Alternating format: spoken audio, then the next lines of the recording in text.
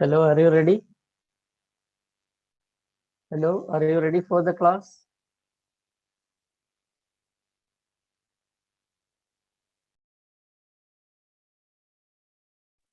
Yes, sir.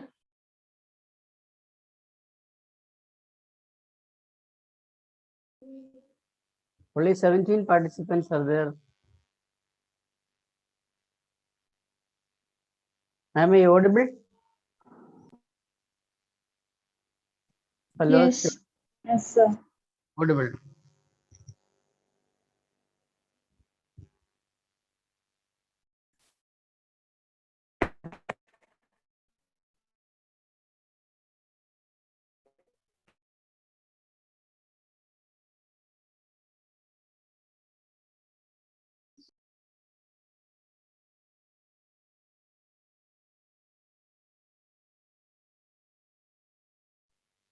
Only 24 participants are there. I think most of you might have gone for lunch.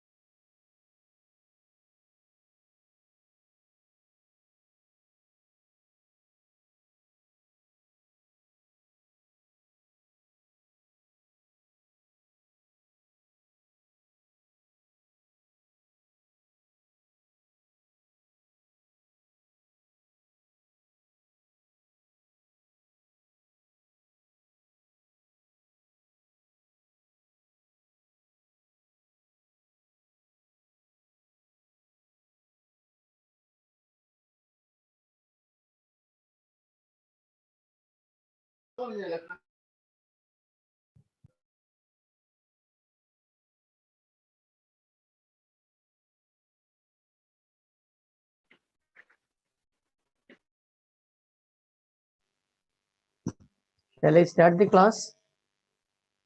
Hello? Yes, sir. Now there are 66 participants. Sir, some of them are in YouTube link. So Okay. almost എല്ലാരും വന്നിട്ടുണ്ട്.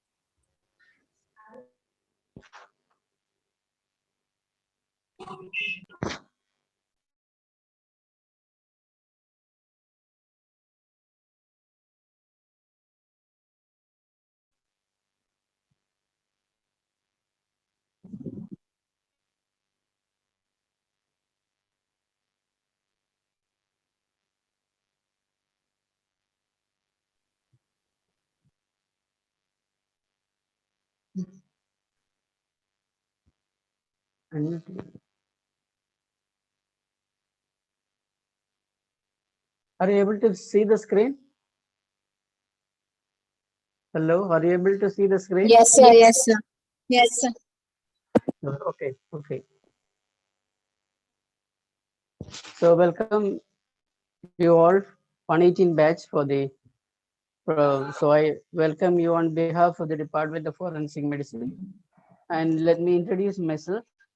I am Dr. Zakaria Thomas, Professor of Forensic Medicine.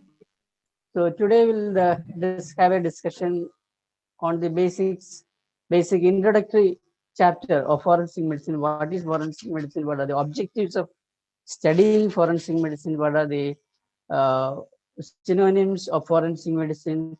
And a brief overview of the history of forensic medicine and some recent advances in the field of forensic medicine. So as per your curriculum, it is a competency-based medical education curriculum we are following from the 2019 batch onwards, and you are the first batch, I think.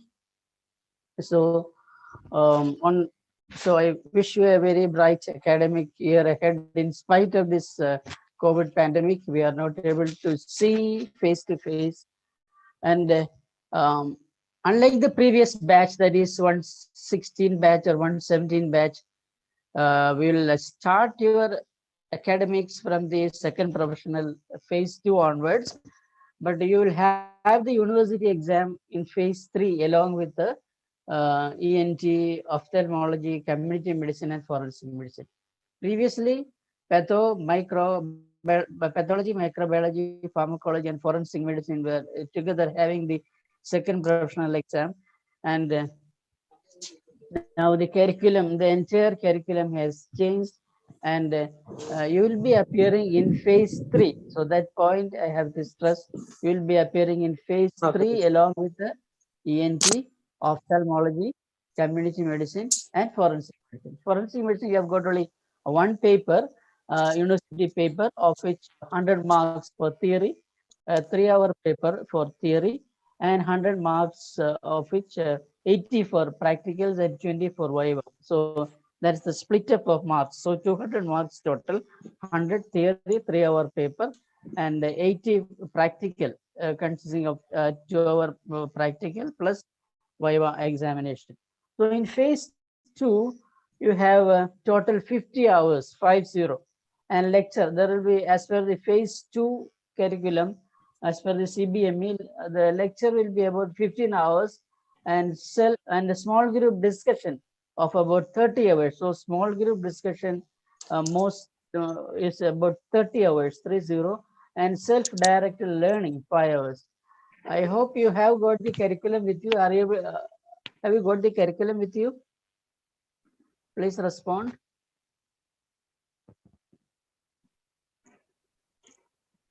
Have you got the curriculum, competency-based medical education curriculum with you? No, Anybody? sir. No. I think it is in the net, so you can download and go through what are the topics to be learned, and what are the split, how the hours are split up, and for which topic you have the lecture, for which topic you have the small group discussion, or for which topic you have the self-directed learning. So in phase 2, we have got total 50 hours, 50, in forensic medicine, and lecture only 15 hours, and small group discussion 30 hours, and self-directed learning 5 hours. So, and in phase 3, total lecture is 75, total hours is 75 and lecture 25, small group discussion 45 hours, and self-directed learning 5 hours. Okay, so a brief introduction of forensic medicine.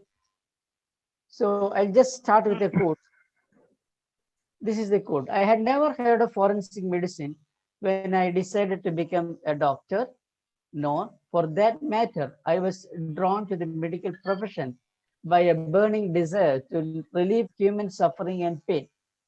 I merely picked on medicine as the most likely means of escape from a small village into the wide world. So this is a famous quote by a famous forensic expert. So I will come to the end who said it and what is his relevance nowadays. Okay, so he was a famous forensic pathologist. Okay, I hope you had a foundation class. A brief introduction to forensic medicine may have been given by our faculty members during your first MBBS foundation course hours. Okay, so what is forensic medicine? So everything is self-portrait. A diary which will give you your day-to-day activities, your attitude, to whom you are communicating. Your whole drug history may be detected from your hair or from your fingernails. So whatever drugs you are taking, maybe a strand of hair may give you details of the pattern of drugs or the drugs you are taking, or from the fingernails or any poisons or drugs can be extracted. The forensic details. The lining of your stomach is a document. The calluses on your hand tell all your secrets. So these are, so there may be some occupational marks on your palm or on your foot. That's the calluses on your hand will tell you all secrets. Fingerprints may be there. That may reveal who you are. That may reveal your identity. Your teeth give you away. Your accent, that is your voice, the wrinkles around your mouth and eyes. Everything you do shows your hand. That's a famous quote by Chuck Palahniuk. Yes. So forensic medicine introduction and a brief history. So we have definition of forensic medicine. Usually in the exams, we will ask, what do you mean by forensic medicine? And even after studying 1.5 years, the students fail in this basic question. What do you mean by forensic medicine? Learning objectives of forensic medicine. How forensic medicine evolved over the years. And what is some basic history of forensic medicine in India. And some pioneers of forensic medicine and recent advances in forensic medicine. So forensic medicine, the basic definition is, it is the application of medical knowledge or medical or allied knowledge and expertise towards the administration of law and justice. So you are studying medicine from first year to final year, and you are acquiring medical knowledge, and we are applying our medical knowledge for the administration of law and justice. That's the basic definition of forensic medicine. So the application of medical and allied. You are studying several allied subjects along with medicine, and you are applying your medical and allied knowledge and expertise towards the administration of law and justice, both civil as well as criminal law. Okay. So that's the basic definition of forensic medicine. So we can never be fully in possession of a science until we know the history of its development. So we know you should be thorough or basic history. You must know medical history, what history of medicine. And the relationship between law and medicine is very old. Law is related to medicine and medicine is also related to law. Many devoted their life in the study and development of forensic medicine as we understand it today, but they were all disgraced by their colleagues. Most medical professionals regard them as intruders, that is, forensic experts may be considered as intruders, exploiters of the true art of medicine, or representatives of a second-rate science tainted by crime and ugliness of slums. Okay. So forensic originated from the Latin word forensis, that is pertaining to the forum. So forum means a group or small group of where the persons discussed several matters. They discussed the law of the country, the administration of the country, the law and order situation of the country, maybe the violence happening, what are the problems of the people, etc. That is the forum. So in Rome, they discussed, that is the forum originated from Rome. In forum, they gathered together and discussed several matters, including medicine, law, the law and order situation regarding administration, etc., etc. So from that word, the word forensic originated. So forensics. Okay. Then, so basic definition of forensic medicine I told. Then medical jurisprudence. So forensic medicine is the application of medicine for the administration of law and justice. Whereas medical jurisprudence, juris means law, prudentia means knowledge. Juris means law, prudentia means knowledge. That is the application of knowledge of law in relation to practice of medicine. Application of the knowledge of law. So everybody has, the ignorance of law is not not an excuse. So as a medical practitioner, you have got certain rights, you have got certain duties, and you have to abide by the law of the land, and you have to be thorough or up to date with what are the changes in the law or changes in law occurring in a country or in a community. Then what are the patient's rights, what are the duties of the patient, etc., etc. So this is in nutshell medical jurisprudence. That is the application of the knowledge of law in relation to the practice of medicine. So when you are practicing medicine, you have to observe the law of the country. You have to abide by the law of the country. So that is in nutshell medical jurisprudence. So it was previously called as state medicine or legal medicine. Okay. So then ethics. So what is medical ethics? Ethics means moral principles. This should guide members of the medical profession.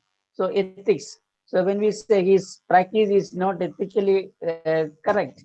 So ethics there means there are certain moral guidelines or moral principles which should guide members of the medical profession.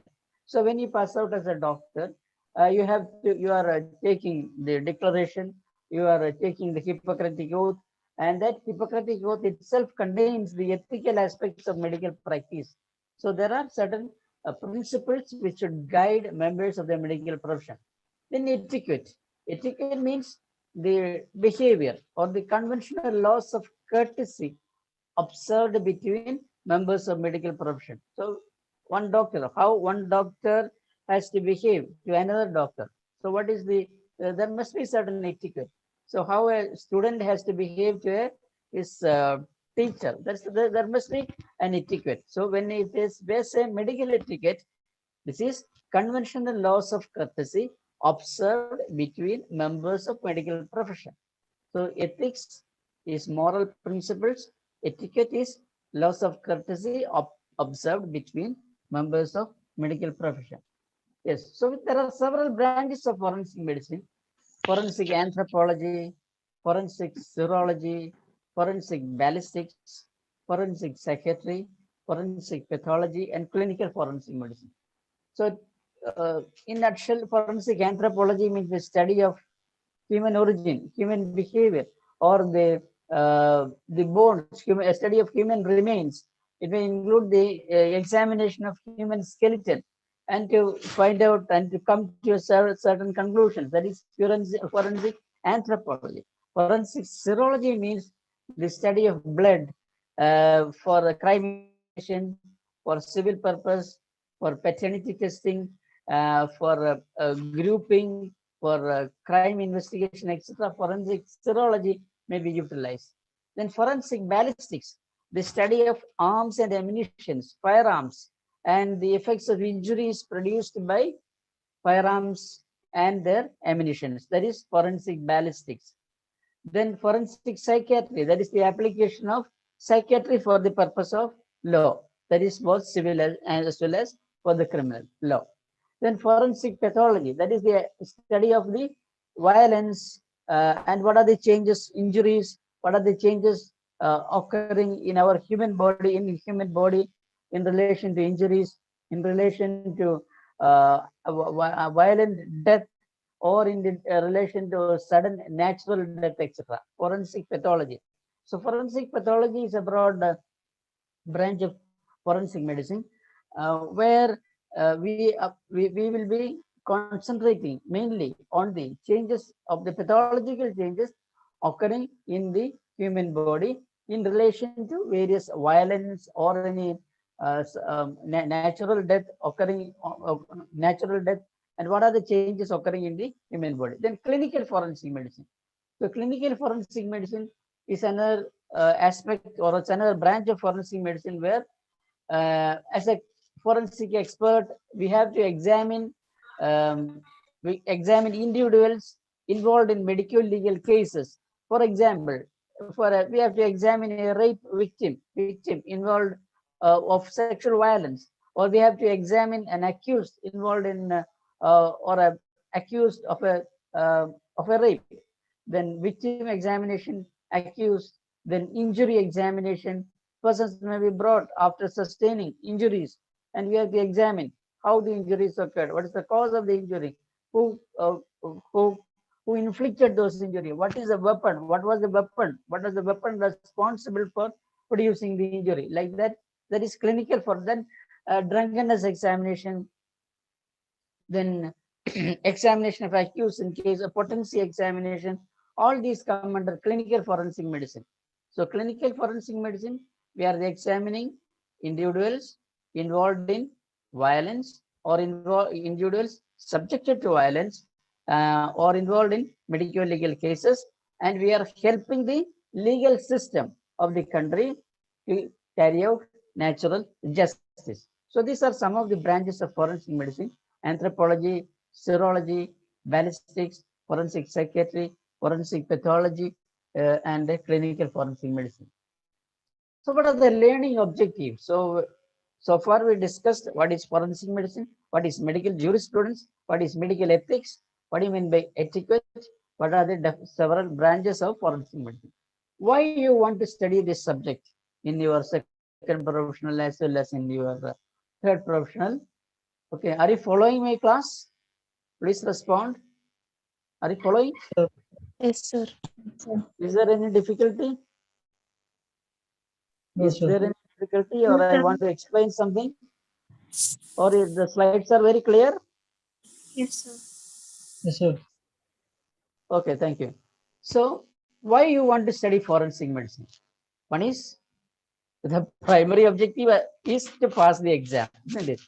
But in your future practice, how this subject is going to help you. That is the objective. That is our objective. That is our objective means that you have to, at the end of the course, you have to attain these objectives. One is to be conversant with medical ethics, that is moral principles, etiquette, duties, rights, and legal responsibilities of the physician. So you have a legal responsibility to the patient, to the profession, to the society, to the state, and to the humanity at large. And implications of medical negligence also is one of the most, that's the prime objective. So medical ethics are in etiquette, duties, rights, responsibilities. Then next objective is be aware of the relevant existing laws and procedures, including recent developments applicable to medical practice. You must be aware of the recent relevant and existing laws. For example, there was a recent amendment of the MCP Act 2019. There was an amendment of the Criminal Law Amendment Act regarding the sexual offense, rape. New amendments are coming regarding the protection of children from the Sexual Offense Act, POCSO Act. So as a doctor, then Consumer Protection Act, you must be aware of the laws and what are the changes occurring to these laws, what are the recent amendments, you must be up to date with the relevant laws and existing laws in relation to medical practice. Okay. Then to identify, examine, and document, prepare reports, medical legal reports, wound certificates, postmortem reports, examination of a sexual assault survivor report, then drunkenness certificate report. You have to issue several certificates or reports. Then age, then medical examination. All these things you have to, as a medical legal expert, you are entitled to do this examination and report to the authority. Okay, there also we are helping the judiciary, helping the state in carrying out justice. Identify, examine, document, and prepare report, and issue certificate of medical legal cases and situations in accordance with the law of the land. Next objective is recognize and manage common medical legal problems. Recognize and manage common medical legal problems. What are the common medical legal problems? Suppose you are working in a casualty, an injured person may be coming to you, maybe an assault, maybe a road traffic accident, or maybe a fall, maybe an electrocution. So you have to manage that case. So first of all, you have to treat the patient, emergency measures to save the life of the patient. Then you have to document it. Then you have to inform the police if it is needed. For example, an assault, you have to inform. Police intimation, you have to give. Suppose a road traffic accident, you have to inform it, intimate it. Okay, that is these are few examples. Suppose an assault or sexual assault coming to the casualty, you have to examine the patient first, and then you have to intimate the authorities. Okay, so recognize and manage common medical legal problems, including cases of poisoning. A case of poisoning may come. First and foremost objective is to save the life of the patient. Then you have to document it, then report it. Then in conformity with the medical procedure. Then perform medical legal postmortem examination. So every doctor has to do or is entitled to do a postmortem examination or to see postmortem examination during your undergraduate course. And when you are posted in house surgeons, you can assist postmortems. And when you pass out, you must be competent to do common cases or medical legal postmortems. So perform medical legal postmortem examination, interpret the findings and results of other relevant investigation, to logically conclude the cause of death, manner of death, and times itself. So these are topics which we'll cover later in your lecture classes: cause of death, manner of death, times death, etc. Then preserve and dispatch specimens in medical legal cases. So, but you suppose in a drunkenness case, you have to collect blood samples, the urine samples. Suppose in an assault case, you have to collect blood samples for blood grouping or for DNA examination. Then in a sexual assault case, you have to collect several material objects from the victim to link the victim with the accused. Okay, so you have to preserve, dispatch specimen. You know how to collect, how to dispatch the specimen, to whom you are sending this specimen. So preserve, dispatch specimens in medical legal cases, also in postmortem cases, or other concerned material to appropriate government agencies for necessary examination. Necessary government agencies mean to the forensic science laboratory, or to the chemical examination laboratory, or to the pathology department, or to the fingerprint experts, like that, or for DNA examination. So you have to know what all specimens are to be collected and where it is to be sent. So by the training, you will learn all this. Then be aware of the general principles of environmental, occupational, and preventive aspects of toxicology. Okay, so these were the learning objectives. So ethics, etiquette, then medical legal examination, then identify the situations where examination are required, then in collect important specimens, dispatch it to the proper places for investigations, etc. So these are the learning objectives which you have to acquire at the end of the course. Okay, let's have a brief review of the history of the forensic medicine, how this evolved from various countries, from Egypt, from China, from Babylon, etc. So important points only. So Egyptians were well versed in the art of preservation of dead bodies by mummifying them artificially. They were recovered in an excellent state of preservation, and in 3,300 BC, the earliest known Egyptian mummy, nicknamed Ginger for its hair color, found in a cemetery at Gibeon, Egypt. Okay, mummification, that is mummify, Egypt. When you first hear the word Egypt, mummies will come to your mind. Then Imhotep. So Imhotep was a grand vizier. Vizier means a minister. Minister. The word vizier means a minister who has got several powers. And he was a chief justice and physician to King Sosor of Egypt, and he is considered as the first medical legal expert. First medical legal expert. Then Code of Hammurabi is known as the first medical legal code. In 2200 BC, Hammurabi, the king of Babylon, formulated the oldest known law code. And that contained about medical malpractice, negligence committed by doctors, then criminal and civil liability of medical men. When a person commits, when a doctor or a registered medical practitioner commits a negligence, he may be charged for civil medical negligence or for criminal medical negligence. So liability of medical men were contained in this Code of Hammurabi, that is known as the oldest medical legal code. And that also, this Hammurabi code also prescribed the penalties, that is punishment, varied with the social status of the patient and ranged from cutting the hand of erring physician. Suppose a physician or a surgeon commits a crime on his patient, and the court says that his hand must be cut. So ranged from cutting of hand of erring physician to monetary compensation. So this type of punishment is not there in our place. Thanks. So Code of Hammurabi is known as the one of the first written code of law recorded in history. Then coming to Hippocrates, which you all know, is known as the father of Western medicine. Hippocrates lived in 420 BC. Then coming to Rome, and a Roman physician, Antistus, examined the body of Julius Caesar and found that 23 stab wounds were there on his body. And after postmortem examination, he concluded that only one wound, that is, out of 23 stab wounds, only one wound in the chest between the first and second ribs was fatal.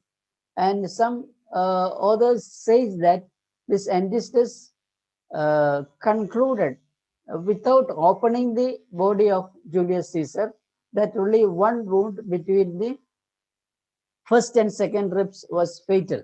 So without opening the body, he could say that of the 23 stab wounds, only one caused the death of Julius Caesar.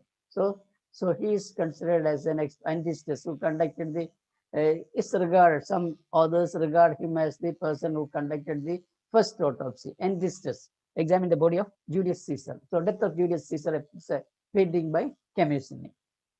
Yes. Then Antistus, considered as the first forensic autopsy, was performed on Julius Caesar by the Roman physician Antistus in 44 BC. Then this person, Bartholomew di Verignana, he conducted the first medical legal autopsy in Bologna, Italy in 1302. So Bartholomew di Verignana is considered as the first person who conducted the first medical legal autopsy was conducted by Bartholomew di Verignana in Bologna in Italy. So Pliny the Elder wrote the superfetation, suspended animation. What is superfetation? Superfetation means it's a condition in which a lady is already pregnant, but another ova is liberated. It's a very rare condition. Another ova is liberated while she is pregnant, and that get impregnated or that get fertilized, and that two fetus are formed, and that condition is called a superfetation. There's another condition called a superfecundation. So superfetation means a woman who is already pregnant, and during her pregnancy another ova is liberated, and that ova also get fertilized and get implanted, and the baby formed, and that condition is called a superfetation. Then suspended animation. Usually short note asked in suspended animation, the theory part will be dealing with suspended animation. Suspended animation means it is also called apparent death. That means suppose a person sustains he may be drowned, he may be recovered from water. By properly giving resuscitatory measures, he can be revived back to life. That is suspended and his pulse rate or respiratory rate may be temporarily arrested. But proper resuscitatory, cardiopulmonary resuscitatory measures, he can be brought back to life. That is suspended animation. Or this person may be electrocuted, electric shock. He sustains electric shock, and by proper resuscitatory measures, he can be revived back to life. That is suspended animation. It is also called apparent death. So, by your proper resuscitatory measures, the person is revived back to life. That phenomenon is called a suspended animation. That may be seen in many unnatural death or in natural death, like a heart attack. Maybe when he is brought to the casualty, there may not be any pulse or his respiration may be feeble, but he can be revived back to life. And some persons, especially some persons, can practice, those who are practicing yoga, can keep their pulse or respiration temporarily abated for a particular period, and then they can revive back to life. That phenomenon is called a suspended animation. Or he also, Pliny the Elder wrote about the sudden natural death, suicides, signs of maturity of fetus, etc. Then in Greece, coming to Greece, Archimedes, Greek mathematician and physicist, is the first instance when science was used for detection of crime. And the king of Syracuse, Chiron, his name is Chiron, and he was suspicious about the purity of gold in his crown. And he instructed his court scientist, Archimedes, to find out a way to detect adulteration, or some impure metals or ingredients, whether they are added to the his crown. And he wanted Archimedes to find out a way to detect adulteration without destroying the crown. And this Archimedes is considered as the first forensic scientist. Then again, coming to Greece, Aristotle fixed the animation of fetus at 40th day after conception. That is, he said that by after 40th day or by 40th day, the fetal movements, he can detect by observation, he can detect the fetal movements. And he proposed a law to prevent rearing deformed children by limiting age of procreation in men up to 70 and that of conception in women up to 50. So those women who are beyond 50 are not supposed to conceive, and those men who are beyond the age of 70 are not supposed to procreate their offsprings. So that the purpose was to permit the delivery of deformed children. Yes, as age advances, there is possibility of malformation or congenital anomalies, or due to chromosome anomalies or chromosome abnormalities, or due to mutation. So the Aristotle was very knowledgeable about that condition. Then Justinian Code. So Justinian is considered as a physician and an expert witness. Earliest medical legal code in ancient Europe, that is Justinian Code. And according to the Justinian Code, physician has to give judgment than testimony. So suppose a doctor, when we are called in the court, we have to give testimony. As a witness, we have to give testimony. But Justinian says that the doctors have to give judgment rather than testimony. Okay. Then coming to Rome, bodies of all women dying during confinement or dying during pregnancy or following delivery should be immediately opened to save the child's life. That is, during delivery or not delivery, during pregnancy, that is, suppose a woman is dying or is about to die, and that body must be opened to save the child's life. And in 572 BC, in Lex Aquila deals with the lethality of wound. Lethality means which injuries are fatal or which injuries are sufficient to cause death. Suppose there may be aberrations may be there may be contusions may be there may be lacerations may be there may be a stab wound may be there.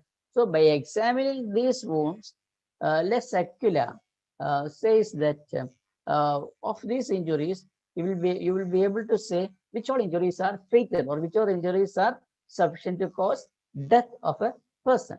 So in 138 BC, in Lex Aquila, physician causing death of his patient was to be exiled or executed, and abortion was highly punishable. So that you must understand that the physicians or the doctors who are medically negligent must be punishable, and conducting abortion was highly punishable. Then in China, Materia Medica gave information of poisons including aconite, arsenic, and opium. Then hashish, that is a derivative of cannabis or kanjava. Hashish was used as a narcotic. That is narcotic means a substance which causes sleep or sedation. Now hashish was used as a narcotic in surgery. Then in India, coming to most of the medicine and the law in relation to medicine were contained in the Vedas. Okay, in 3000 to 1000 BC and in ancient historic period, legal system was based on Hindu jurisprudence, dharma, as in Vedas and Smritis. In 3100 BC, Code of Manu, Dharma Shastra, contained medical legal principles, and that is the first legal code of India. That is Dharma Shastra. Then Shastra. Then the drunk means the person who consumed alcohol, the insane or the mentally ill person, the hungry and thirsty, the fatigued with the defective sense organs were not permitted to be witnesses in the court. And a person who has consumed alcohol or mentally ill, the hungry, the thirsty, the fatigued with the defective sense organs were not permitted to be witnesses in the court. Statements of children, old men, deceased persons, and weak-minded persons were not to be relayed. So that these all principles were contained in Dharma Shastra. Then Rig Veda. So Rig Veda says that the marriage between brother and sister, that is consanguineous marriages or marriages between blood-related individuals, were prohibited. Only persons having knowledge were allowed to treat patients. That is, a physician who is going to treat patient might have acquired the basic knowledge of human body. Okay. So marriage before puberty was not allowed according to Rig Veda. So consanguineous marriage and doctors or the physicians must possess basic knowledge to treat patients, and marriage before puberty was not allowed. Then Manusmriti, Manu is considered as the first traditional king and lawgiver in India, and he laid down laws, rules for marriages, punishment for various offenses, namely adultery, incest, and sexual offense. Adultery means, what do you mean adultery? Adultery means sexual relationship within marriage. Then incest means sexual relationship with a blood-related individuals. Then sexual offenses, mental illness. So first traditional. He was the first traditional king and lawgiver in India. Okay. Then Charaka Samhita. Everybody knows that. Charaka Samhita. He says, Charaka Samhita contains ethics, medical ethics. And he says prevention is better than cure. Digestion, metabolism, immunity, genetics, and Charaka Samhita contain several ethical principles which are to be practiced by doctors. And he also states about how regarding digestion, regarding metabolism in human body, regarding the immunity status, regarding the genetics also. Okay, Charaka Samhita. Then Bhruna Hatya and Atma Hatya were punishable. According to Atharva Veda, the Bhruna Hatya and Atma Hatya were punishable. And Atharva Veda says about cure for injuries due to arrows. Cure for injuries due to arrows, stab wounds, and snake bite. And in the 4th and 5th century BC, Ashoka established hospitals, roadside clinics, Ayurveda teaching institutions during the Buddha era. Okay. Then Shisruda is called the father of Indian surgeries, Shisruda Samhita. And he also teaches about toxicology. He also teaches about Susruta Samhita, teaches about duties of physician, chapters on injury, then about weapons, and regarding pregnancy and delivery care also.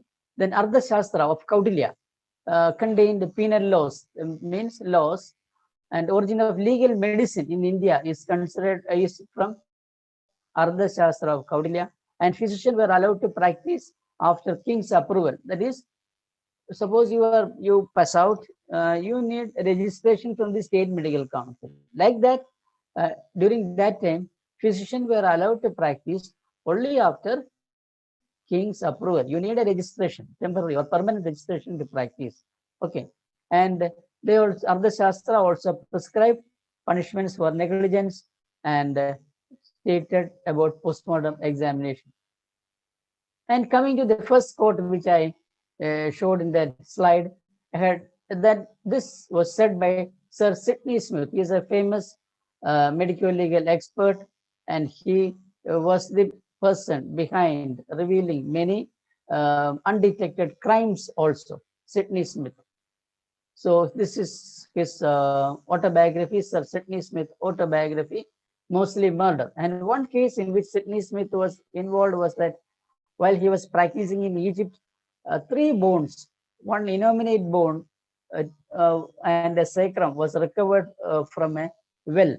And he could say that that innominate bone belonged to a female person, young person, and she died due to firearm injury by noting the injury on that innominate bone, and the culprit was later arrested. So while cleaning the well, a well, unused well in Egypt, the local persons recovered three bones, two innominate bones and a sacrum. And by noting the injury on the innominate bone, he could say that the bone belonged to a lady, aged so and so, and that lady died due to firearm injury, and later the culprit was arrested. That was his mostly astonishing findings in medical legal cases. Okay. Then this Sidney Smith was also contributed very much to find out the Hoptown quarry murder. Then Johann Ludwig Kasper, he postulated the theory that is Kasper's dictum of putrefaction. Are you able to follow, or are you seeing these slides?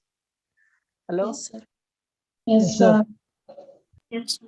I'm hearing only one sound. Are you able to see this? Yes, Yes, sir. sir. Are you following? Are you Yes, following? Yes, Okay. At the end of the class, as per your self-directed learning, I will give you an exercise. Okay. Self-directed learning. So, as part of the self-directed learning, you have to write the objectives of studying forensic medicine, and you have to write about the history of forensic, a brief summary of the history of forensic medicine. Uh, uh, that's all. So objectives, learning objectives in forensic medicine and history of forensic medicine, and certain definitions like forensic medicine, medical jurisprudence, the subdivisions, various branches of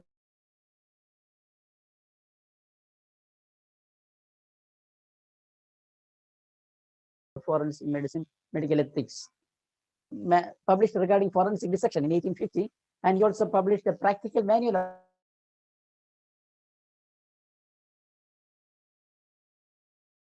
of forensic medicine in 1856. So he published Kasper's dictum of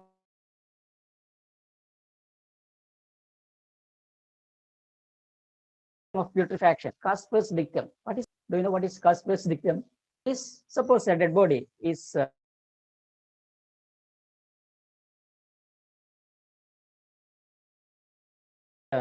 exposed to atmosphere and body buried in soil. The relation of putrefaction of a body exposed to atmosphere, in lying in water and buried in soil. That relationship, rate of putrefaction, is given by Kasper. Suppose the atmosphere, it takes X hours to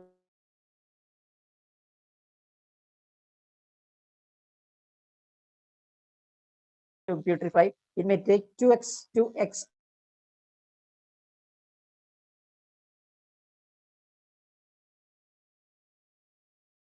hours in water and 8x hours. Okay. Then this William Prince.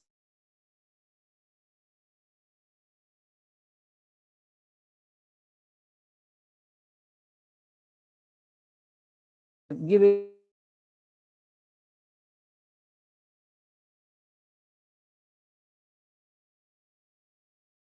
or issuing pension. He took dactylography. Dactylography means study of fingerprints. Was later it was classified and systemized by Galton. So it is known as Galton system. But William Herschel was a pioneer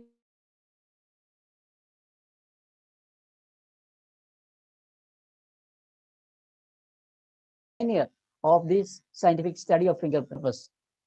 And Francis Galton, he systematized this fingerprints, and that is known as dactylography. So if you look at the pulp of your fingers, you may be seeing several types of fingerprints like arches,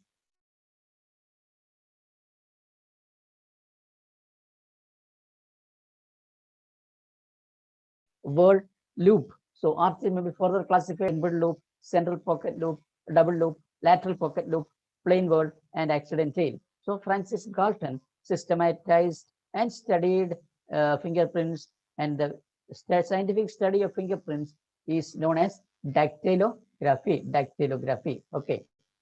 Then Edward Henry, he further classified the fingerprints. That is also known as Henry's system. So Henry's idea of sorting the 1024 pigeonholes based on fingerprint pattern and the fingerprint classification. And Henry was responsible for the introduction of police dogs for the detection of crimes. Introduction of police dogs was done by the pioneer was Edward Henry. Okay. So remember these three names: William Herschel, Galton, dactylography, and Edward Henry. Then Dr. Thomas Noguchi done the psychological autopsy of the famous film star Marilyn Monroe. The cause of death was he consumed phenobarbital, barbiturate overdosage. Her cause of death was phenobarbital poisoning. She was suffering from depression and personality disorder, and she had the habit of taking this barbiturate, and he took it in overdosage, and his death was due to barbiturate overdosage. And this Noguchi conducted the psychological autopsy. What do you mean by psychological autopsy? Psychological autopsy means you just inquire about the circumstances with the relatives, with the personal diary of the deceased, with her habits. You inquire with the friends, then her day-to-day work. You inquire with the family members, her close relatives. Like that, you can come to a conclusion. That is called a psychological autopsy. Psychological autopsy. And her cause of death was phenobarbiturate overdosage. Then Paul Sackius, he is known as the father of legal medicine and forensic psychiatry. And he also mentions in his treatise about animation of fetus, superfetation, etc. Paul Sackius. And this Matthew Orfila is known as father of toxicology. He was a Spanish-born French toxicologist, and he formulated or he discovered this Marsh test for arsenic poisoning. Arsenic. Okay. Then another story is that in Orfila, that is Orfila is the father of modern toxicology. And in 1840, Mary Lafargue she was tried for murder of her husband, and she gave arsenic overdoses to her husband. And the arsenic was available to the killer, and it was found in food but not in body. Orfila was asked by the court to investigate. He discovered the Marsh test, and that was performed. He discovered that the Marsh test for arsenic was performed incorrectly, and that there was arsenic in the body, and Lafargue was found guilty of killing her husband. Then Augustus Ambrose Tardieu, that is Tardieu spots. Tardieu spots means petechial hemorrhages seen in the eye, in the pleura, in the pericardium, that is mostly seen following asphyxial death, especially hanging, strangulation, suffocation, drowning, etc. That is they are called tardive spots. They are petechial hemorrhages. That is seen due to the hypoxia.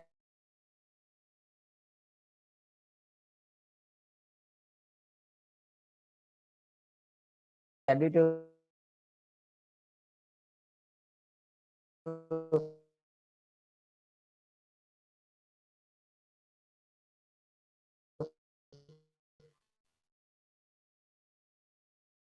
uh, uh,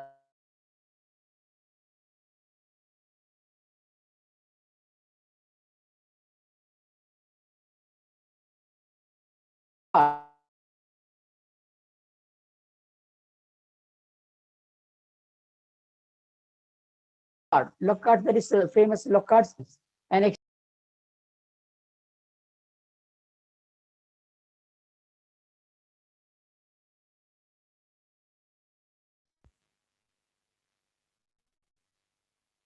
when two objects either animate or inanimate meet together, there will be mutual transfer of particles from one object to the other. That is called the Lockhart's principle of exchange. Lockhart's principle of exchange. Okay. So Lockhart is known as the Sherlock Holmes of France. The exchange of materials between two objects that occurs whenever two objects come into contact with one another. Then DNA fingerprinting, these are some recent advances. Read DNA fingerprinting in 1985 by Alex Jeffrey of the Leicester University. He was responsible for the invention of the DNA fingerprinting. Then in India, the pioneer of DNA fingerprinting was Laljit Singh. In India, hello? In India, DNA fingerprinting is successfully being used at the Center for Cellular and Molecular Biology, Hyderabad, by Dr. Laljit Singh. He is now no more. Then polygraph. These are also a recent advance. That is also in a common name is lie detector, where a certain what are the changes occurring in your body when certain questions are asked, like the changes in blood pressure, changes in pulse, changes in the respiratory rate, and changes in the skin conduction are analyzed by applying certain gadgets into your hand or in your arm, and certain questions regarding the particular crime may be asked to you, and that is polygraph or lie detection.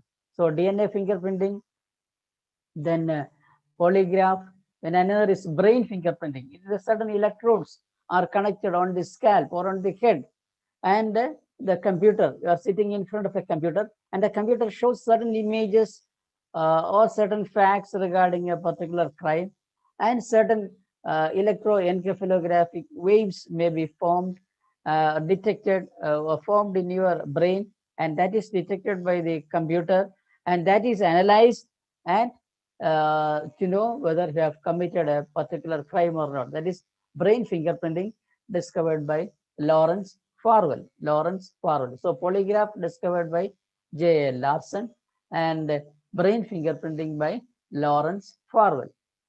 Then another recent advance regarding autopsy or postmortem examination is virtopsy. Virtopsy. After 2000, year 2000, virtopsy project of the Institute of Forensic Medicine, Diagnostic Radiology and Neuroradiology at the University of Bern, Switzerland. They started that project. Hello, are you able to hear or see?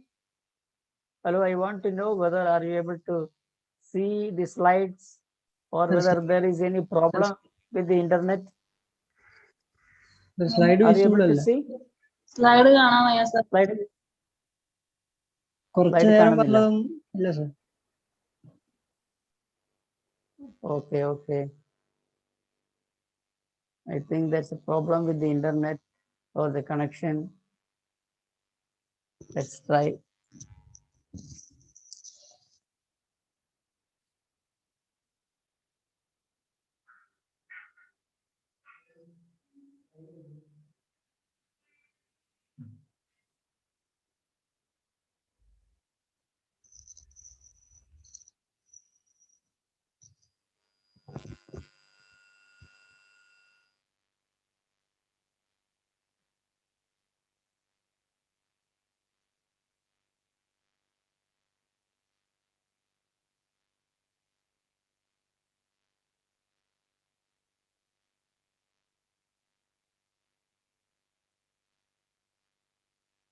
Are you able to see now? ഇപ്പൊ കാണാം. Hello? Yes, ഇപ്പൊ sir. കാണാം. Yes. Are you able to see now? Yes, sir. Yes. Have you seen these slides? ഇത് കണ്ടതാണോ? Yes, sir. കണ്ടു. Yes, sir. ഇത് കണ്ടതാണോ? Yes, sir. This one, Yes, sir. Yes. this one, Yes, sir. Yes, sir. this slides. No. No, sir. No. Sir. Yes, sir. Have you seen this? No, sir. This is Locard's principle. This Locard, Edmund Locard is known as the Sherlock Holmes of France, and this exchange of materials, that is when two objects either animate or inanimate come into contact, there is mutual transfer of particles from one object to the other. That is the basic principle of forensic medicine, where you collect the trace evidence like hair samples, fibers, blood samples, fingerprints, etc. There will be transfer of particles from one object to the other. For example, in crime scene investigation, this principle is being used. So for fingerprints from the table, or fingerprints on the glass, or fingerprints on the plastic materials are collected. So when there will be exchange of particles from one object to the other, when two objects come into contact with one another. So like that, we will be able to detect the crime and detect the culprit. Suppose a victim of rape or sexual assault is brought, we'll be collecting swabs, smears, hair samples, foreign hairs, vaginal swab, vaginal smear, fingernail clippings, fingerprints, etc., to link the accused with the victim. So this that principle is based on Locard's principle. Then coming to DNA fingerprint, Alex Jeffrey was the pioneer behind DNA fingerprinting. He was the professor in Leicester University. Then DNA fingerprinting in India, the pioneer was Laljit Singh, the Center for Cellular and Molecular Biology. And do you know any centers in Kerala where DNA fingerprinting is being done? One is at Rajiv Gandhi Institute at Thiruvananthapuram, and Forensic Science Laboratory at Thiruvananthapuram, Vazhakadu, Thiruvananthapuram. That is police cases, the DNA fingerprinting is being done there. Then polygraph is the lie detector where the changes in the blood pressure, respiratory rate, skin conduction, etc. are detected using certain detected by tying the material to the your hand, and the changes are noted by asking several questions, and the changes in the graph are detected, and that was invented by J.A. Larson. Then brain fingerprinting. In brain fingerprinting, the victim or the culprit or the accused sits in front of the computer, and certain electrodes are fixed on the head, and certain visuals are shown on the screen of the computer regarding the crime, or maybe not regarding the crime, and the brain will emit certain waves, and that is detected on the computer, and that is analyzed, and that is the theory behind principle behind brain fingerprinting, and that was invented by Lawrence Farwell in 1991. Then Virtopsy project, that is a new advanced. So usually here we open the body, we open the body, we open the skull cavity, thoracic cavity, abdominal cavity, and the entire viscera is exposed, and or the autopsy is conducted. But in Virtopsy, it is imaging. Without opening the body, you can come to a conclusion. But there are certain limitations for Virtopsy also. After 2000, Virtopsy project was started in the Institute of Forensic and Diagnostic Radiology and Neuroradiology at Bern, Switzerland. Virtopsy. Now, the Virtopsy project is being started at AIIMS, New Delhi. So in Virtopsy, it is like a CT scan or MRI scan. You take several images of the body, and you note the injuries, or not any foreign body is present. And by Virtopsy, you can come to a conclusion regarding the cause of death. But there are certain limitations for autopsy also compared to the conventional autopsy. Okay. Then another recent advance is the nanotechnology, which is being used in forensic medicine and forensic science. So nanotechnology is being used to reconstruct the scene of crime, to guide investigation using nanosensors, detecting explosives and gun residues, that is forensic ballistics, for illicit drug detection, DNA extraction from palm and prints, this nanotechnology, that is scanning electron microscopy, atomic microscopy, all these newer techniques are being used. The nanotechnology means that is a recent advance in forensic medicine to reconstruct the scene of crime, to guide investigation using nanosensors. Then several types of microscope are being used for the accuracy. Illicit drugs can be detected, explosives can be detected, gun residues can be detected, DNA can be extracted from palm prints, etc. Okay. So coming to a brief history of forensic medicine in India. The first recorded medical legal autopsy was done by Dr. Edward Buckley in 1693, and the first chair of professor of forensic medicine at the Madras Medical College in 1857. And dactylography, which I told you, William Herschel was the pioneer, started in Calcutta, first fingerprint bureau in Calcutta, dactylography, study of fingerprints. And fingerprint bureau, that is already said, it was Bengal or Calcutta in 1897. So police system of crime investigation in 1861, and Indian Penal Code came in Indian Penal Code in 1860, and Criminal Procedure Code in 1861. So that's all regarding an introduction to forensic medicine. If law has made you a witness, remain as a man of science. You have no victim to avenge. You have no guilty person to convict, and no innocent person to save.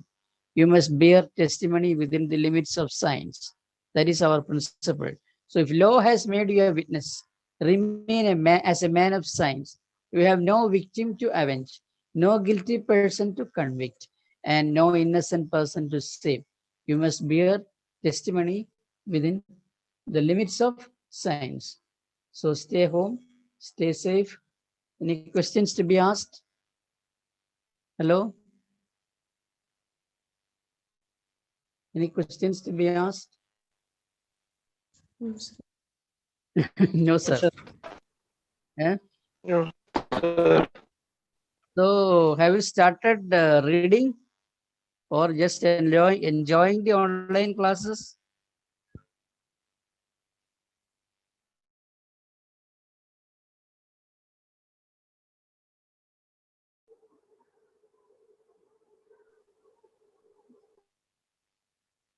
Hello? Are you able to hear? Yes, sir. sir. You have to prepare referring your text or internet. You can make a short, brief account of the history of forensic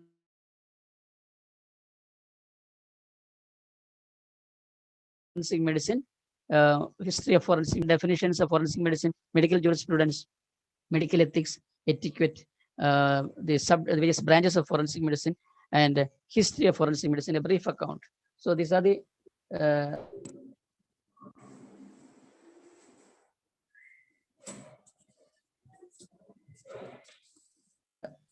exercises which are expected from you.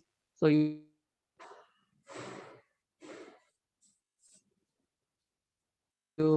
can write it in a notebook. Any doubts regarding points to be clarified?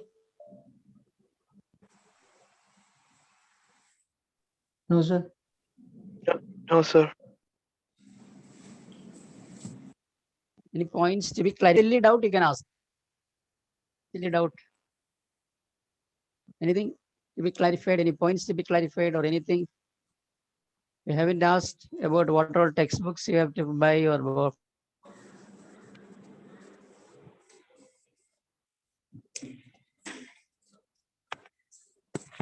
follow, or you'll be keen to buy only. Anybody can ask.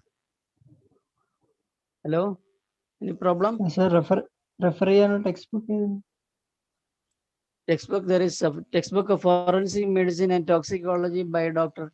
P.C. Ignatius. That is your seniors are following that textbook. P.C. Ignatius. Then another textbook by Krishna Vij, K. Vij, V-I-J, Vij. Then Dr. Umadhattan, our forensic expert. That was a great forensic expert of Kerala, Dr. Umadhattan. Forensic medicine and toxicology by Dr. Umadhattan. Dr. P.C. Ignatius textbook of forensic medicine, Krishna Vij, K. Vij.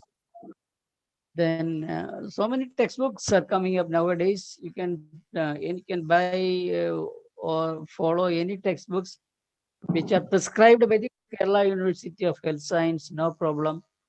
But probably you can buy, follow any text according to your syllabus prescribed by the Kerala University of Health Sciences, which are there in their website. And if you have got any doubt, you can ask. Any doubt regarding the presentation or any feedback? You can ask. No problem, nothing to worry. Because we are not seeing face to face. You can ask any silly doubts, any points to be clarified. Hello? Let it go. No, sir. Hello? എന്തെങ്കിലും ചോദിക്കൂ, അല്ലെങ്കിൽ എന്തെങ്കിലും വാട്സപ്പിൽ message ഇട്ടാലും മതി കേട്ടോ. വാട്സപ്പിൽ ഒരു മെസ്സേജ് ഇട്ടാലും മതി. Okay, sir. Okay, sir. Okay, sure. My WhatsApp number is 944-711-4143. 944-711-4143.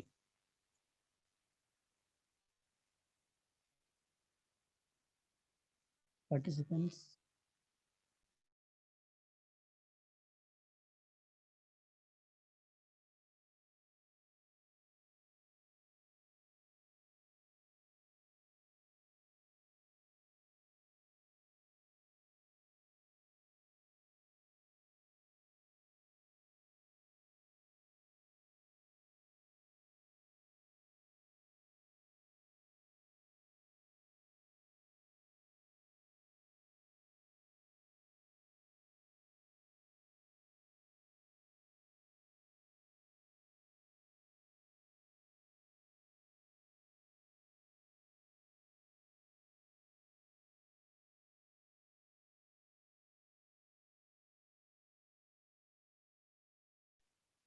Okay, that's all for the day. Thank you very much. 944-711-4143. You got any doubt, you can ask. So that's all for the day. Thank you. Thank you, sir. Thank you, you, sir. ma'am. Thank you, sir. Thank you, sir. Thank you, sir. Thank you, sir. Thank you, sir.